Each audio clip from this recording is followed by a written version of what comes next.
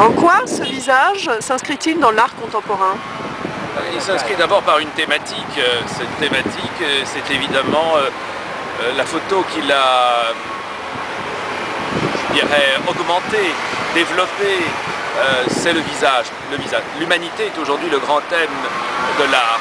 Et le retour au réel, les grandes figures, les figures immensément agrandies, que permet justement la technologie, que les Chinois en particulier ont promu. Donc il y a aussi dans cette simplification extrême, il n'y a pas de cheveux, il y a des méplats bien évidemment, il y a ces bosses que l'on voit quand on regarde de profil le visage, mais ces oreilles dans lesquelles peut tenir un homme debout. Elles sont, pour être expressives, schématisées.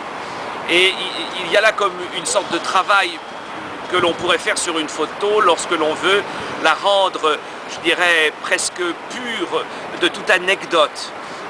Il y a donc là comme une icône. Et l'icône, aujourd'hui, d'une manière ou d'une autre, l'icône historique, ce n'est pas pour rien qu'on parle d'icône en informatique, d'icône à propos des stars, elle a littéralement envahi le langage contemporain. Alors, on peut dire d'une certaine façon qu'il ne s'agit pas ici d'un art seulement monumental.